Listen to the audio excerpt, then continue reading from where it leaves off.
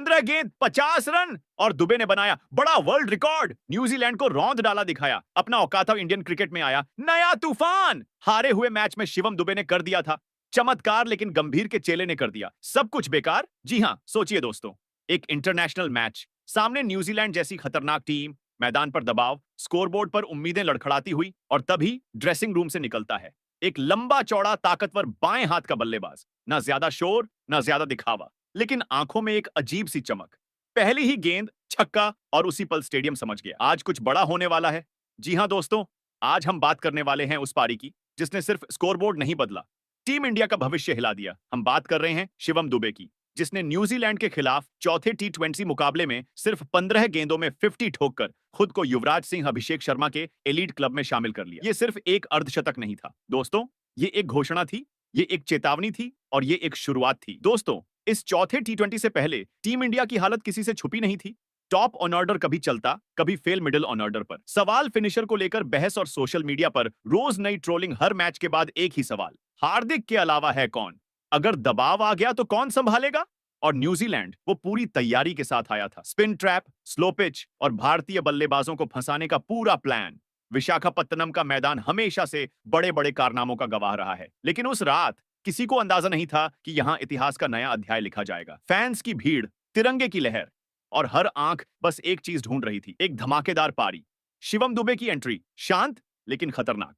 जब शिवम दुबे क्रीज पर आए तब स्कोर कुछ खास नहीं था, लेकिन हालात खतरनाक थे। न्यूजीलैंड के गेंदबाज बिल्कुल कसकर गेंदबाजी कर रहे थे और तभी पहली गेंद सीधे स्टैंड्स में कमेंटेटर चिल्लाया, व्हाट अ शॉट! और उसी पल पूरा माहौल बदल गया। शिवम दुबे ने पहली 6 गेंदों में जो मैसेज दिया वो साफ था, आज मैं रुकने नहीं आया।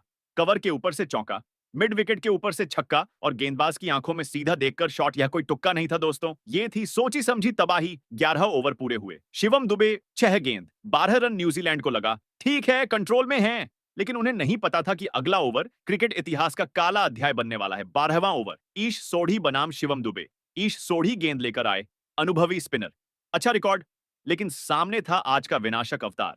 ओवर की कहानी, पहली गेंद छक्का, दूसरी गेंद चौका, तीसरी गेंद छक्का, चौथी गेंद छक्का, पांचवीं गेंद चौका, छठी गेंद डॉट, लेकिन डर छोड़ गई।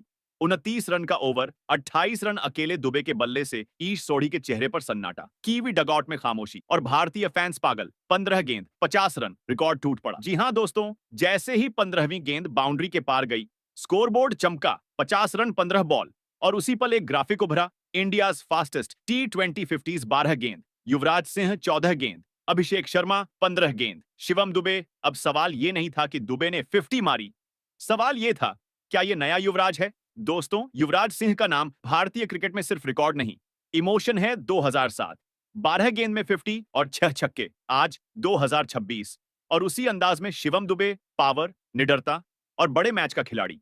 यही वजह है कि फैंस तुलना कर रहे हैं। जब लग रहा था कि आज शतक जाएगा, तभी गंभीर के चेले कहे जाने वाले खिलाड़ी हर्षित राणा ने गेंद को सामने मारा और दुबे रन भागने लगे, और एक गलत कॉल ने सब कुछ खत्म कर दिया और रन आउट, पूरा स्टेडियम चुप।